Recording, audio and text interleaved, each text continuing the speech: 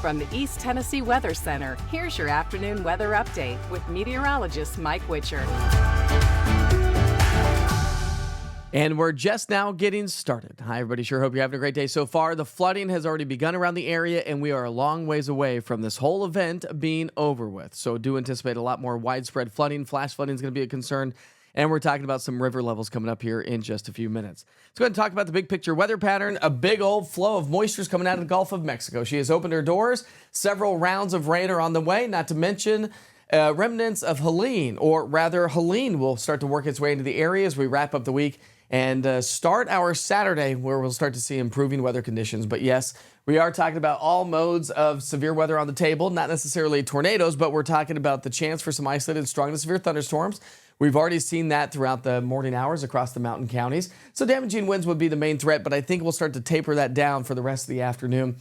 Really what we're talking about is the increasing threat for localized flooding and flash flooding. The Weather Prediction Center has put us under a level 1, 2, and 3 risk for isolated flooding and flash flooding concerns.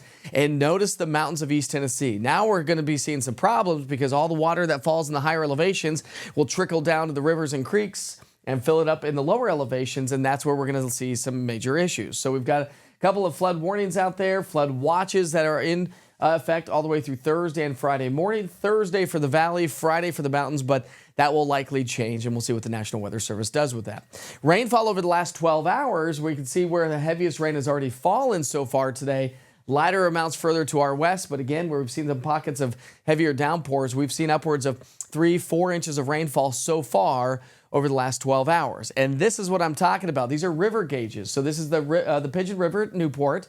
Right now, it's sitting at just over 3 feet, but expected to climb up to nearly 11 feet, which puts it into the moderate flood category, close to the major flood category, which is 12 feet. So if you're joining us from Newport, right around the Pigeon River, something to keep in mind. This is going to take place through our Thursday into our Friday morning. So Friday morning is when the crest is expected. And then you're talking about the French Broad River. Current stage is 1.89 feet. Not bad, right? The forecast crest, though, is 15 feet, and that puts it just shy of the moderate flooding category.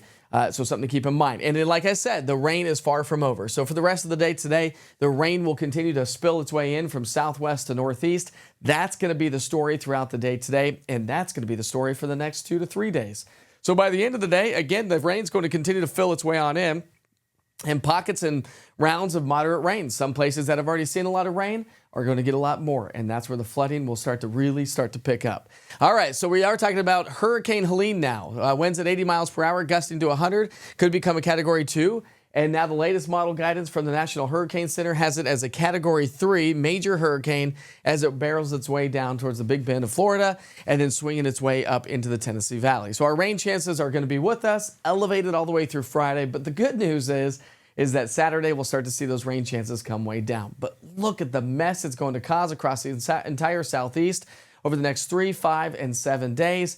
We are talking about copious amounts of water. So the Weather Prediction Center has already issued a level 1, 2, 3, and even a 4 risk for some flash flooding concerns. That's going to be the case on into our Thursday and likely starting to weaken a little bit, but still some flooding concerns on into our Friday. We've got so much moisture in the atmosphere to work with. All the clouds, all the rain showers are going to keep our temperatures at bay. We're going to be in the low, mid, and maybe a few upper 70s, so more seasonable weather for this time of the year. I can't stress enough to have a way to receive weather information, and a good tool, a free tool, is the East Tennessee Weather app. Just search East TN Weather, all one word, in the App Store. Look for the orange TN and the white light in both the interactive radar, the watches and warnings, the push notifications from the National Weather Service, all coming right there to your fingertips, plus your updated weather forecast by yours truly with your daily forecast updates. And anytime I end up going live for any sort of inclement weather, you can watch right there from your cell phone. Again, just go to your App Store and search East TN Weather, all one word, and stay in the know with weather right here in our backyard. Have a great day.